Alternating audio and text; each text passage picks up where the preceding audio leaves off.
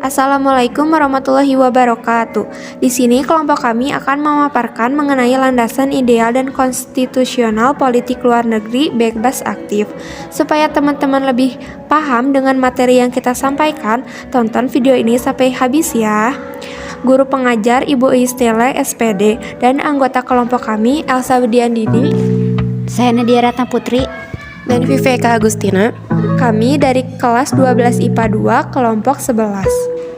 Yang pertama ada landasan ideal. Landasan ideal tercantum dalam nilai-nilai Pancasila. Landasan ideal dalam pelaksanaan politik luar negeri Indonesia adalah Pancasila. Nilai-nilai yang terkandung dalam Pancasila merupakan pedoman dan pijakan dalam pelaksanaan politik luar negeri Indonesia. Muhammad Hatta mengatakan bahwa Pancasila merupakan faktor objektif yang mempengaruhi politik luar negeri Indonesia karena kedudukan Pancasila sebagai falsafah negara mengikat seluruh bangsa Indonesia. Kedua, landasan konstitusional. Landasan konstitusional ini terdapat pada pembukaan Undang-Undang Dasar 1945. Alinea pertama yang berbunyi bahwa sesungguhnya kemerdekaan itu ialah hak segala bangsa. Dan oleh sebab itu, maka penjajahan di atas dunia harus dihapuskan karena tidak sesuai dengan pri kemanusiaan dan pri keadilan.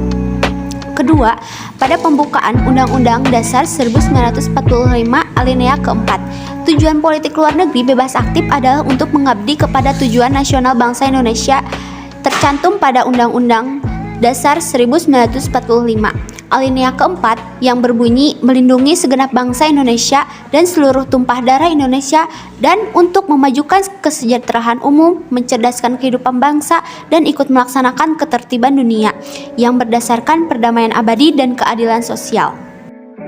Yang ketiga, landasan operasional. Landasan operasional politik luar negeri bebas aktif diperlukan agar prinsip bebas aktif dapat dioperasionalkan dalam politik luar negeri Indonesia. Oleh karena itu, landasan operasional politik luar negeri Indonesia senantiasa berubah sesuai kepentingan nasional. Di awal kemerdekaan sampai Orde Lama, landasan operasional dari politik luar negeri Indonesia yang bebas aktif sebagian besar dinyatakan melalui maklumat-maklumat dan pidato Presiden Soeharto yang berisi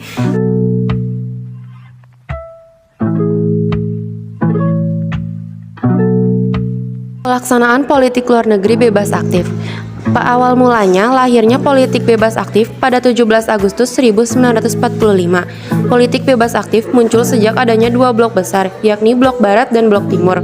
Blok barat dipimpin oleh Amerika dengan ide demokrasi, kemudian ada blok timur dipimpin oleh Uni Soviet dengan ide komunis.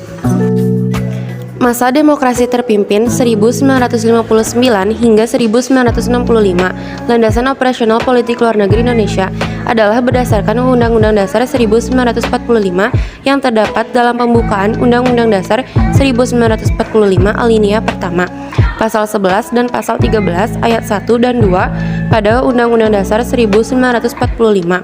Amanat Presiden yang berjudul Penemuan Kembali Revolusi Kita pada 17 Agustus 1959 atau dikenal sebagai Manifesto Politik Republik Indonesia.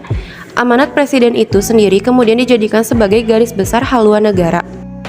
Yang terakhir, masa Orde Baru, di mana pasca Orde Baru atau dikenal dengan periode reformasi yang dimulai dari masa pemerintahan B.J. Habibie sampai pemerintahan Susilo Bambang Yudhoyono. Secara substansif, landasan operasional politik luar negeri Indonesia dapat dilihat melalui ketetapan MPR nomor 4 MPR 1999 tanggal 19 Oktober 1999 tentang garis-garis besar haluan negara dalam rangka mewujudkan tujuan nasional periode 1999 hingga 2004.